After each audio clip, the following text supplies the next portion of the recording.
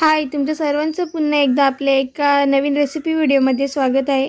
तर आज इथे मी आलूचे पराठे बनवायला घेतलेले आहेत। तर चला आपण डायरेक्ट रेसिपी व्हिडिओला सुरुवात करूया।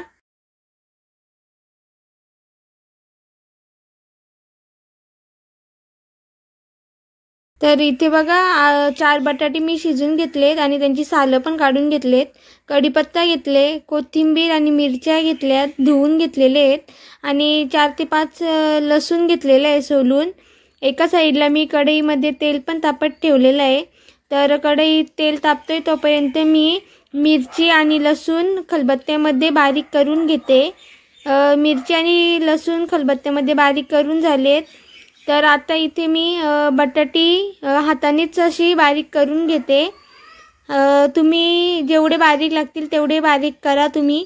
तर इथे बटाटी पण बारीक करून झाले, तेल पण तापलेलं आहे। तर याच्यामध्ये मी आता जिरा आणि थोडीशी मोहरी टाकते। तर जिरा आणि मोहरी टाकल्यानंतर याच्यामध्ये आपण बारीक केलेली मिरची आणि बारीक केलेला जो लसूण आहे तो टाकू।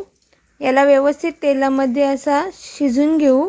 याच्यामध्ये नंतर धुवून घेतलेला कढीपत्ता टाकू, थोडीशी हळद आणि चवीपुरता मीठ टाकून याला तेलामध्ये मिक्स करून घेऊ आणि याच्यामध्ये आपण जे बारीक केलेले बटाटे आहेत ती टाकू आणि याला परत चमच्याच्या मदतीने व्यवस्थित असा मिक्स करून घेऊ आणि याला थोडा वेळ आपण वाफेवर शिजून घेऊ। तर याच्यामध्ये नंतर आपण बारीक केलेली कोथिंबीर पण टाकू आणि याला 5 मिनिटं फक्त वाफेवर शिजून घेऊ। तर शिजून झाल्यानंतर याला पूर्ण थंड होईपर्यंत ठेवून द्या। तर आता बघा झाकण काढल्यावर गॅस बंद केलाय मी आणि परत एकदा मिक्स करून ठेवून दिलंय। तर लवकर थंड होण्यासाठी मी डिशमध्ये काढून ठेवलं होतं। एका साईडला गव्हाचं पीठ पण मळून ठेवलं होतं। तर बटाट्याची भाजी रेडी झाली होती आणि ती थंड पण झाली होती।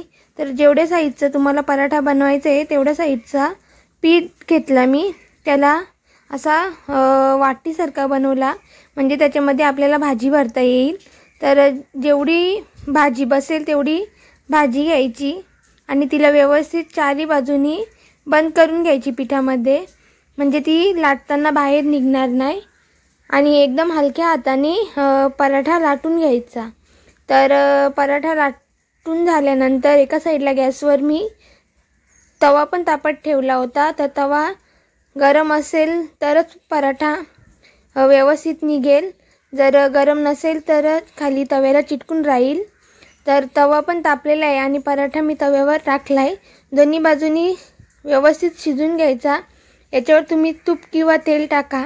तर मी गावठी तूप घरीच बनवला होता तो टाकलाय आणि पराठा पण रेडी झालाय। तर रेसिपी व्हिडिओ कशी वाटली ते कमेंटमध्ये नक्की सांगा आणि हो नवीन असेल तर चॅनलला सबस्क्राईब करा, लाईक करा, शेअर करा। बाय।